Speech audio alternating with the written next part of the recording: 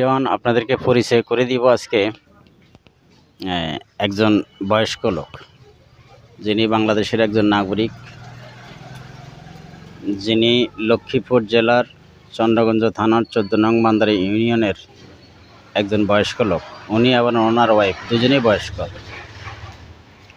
শারীরিকভাবে খুবই অসুস্থ, এমনকি জীবনের অন্তিম পর্যায়ে। ওনার সাথে কথা বলে জানতে পারলাম উনি কোনো রকম শুধু বয়স্ক ভাতা ছাড়া আর কোনো রকম সুযোগ সুবিধা পায় না।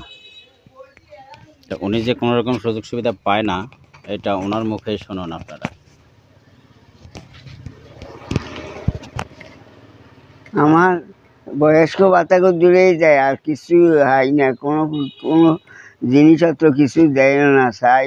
চাইলেও কয় ইয়ে নয়, এই বালা তেলে সোয়াবিন তেল আইসার সেদিন আইসার করলে আসেনি, আদই গেছে।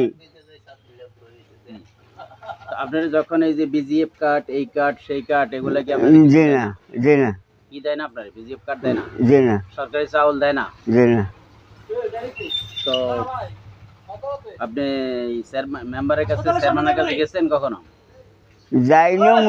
যাইনো ইয়ালাই মেম্বার কই, মেম্বাররা ইয়ে করে না, ইয়ালাই চেয়ারম্যানের কাছেও যাই না, যাইলেও লাভ নাই, যে ইয়ালাই যাইও না।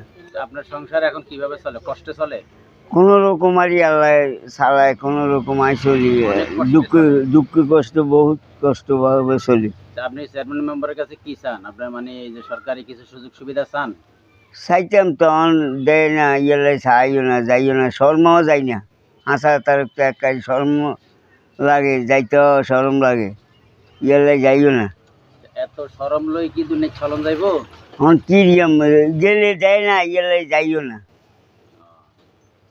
আপনারা যদি মনে করেন দেশের মানুষের কিছু সাহায্য টাহায্য করে, আপনি নেবেন?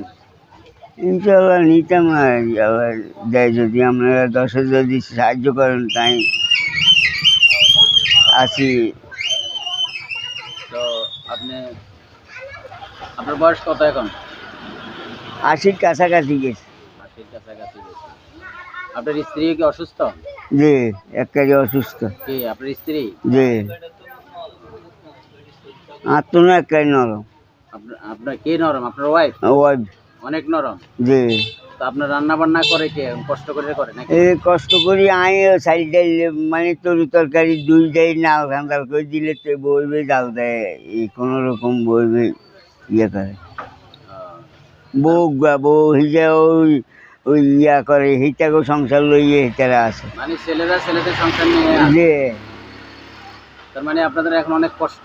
জি। এখন মানে চেয়ারম্যান মেম্বার যদি আপনার সরকারি কিছু অনুদান দেয়, আপনি চলতে পারবেন সুন্দর করে নাকি?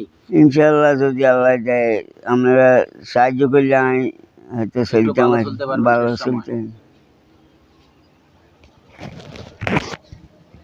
এভরিওয়ান, উনি আসলে আপনাদের কাছে আপনাদের সাহায্যের হাতটা বাড়ানোর জন্য বলতেছে। প্লাস আমাদের 14 নং বান্দারা ইউনিয়নের চেয়ারম্যান এবং মেম্বারের দৃষ্টি আকর্ষণ করছি, উনি বয়স্ক ভাতা ছাড়া সকল সুযোগ সুবিধা থেকে বঞ্চিত।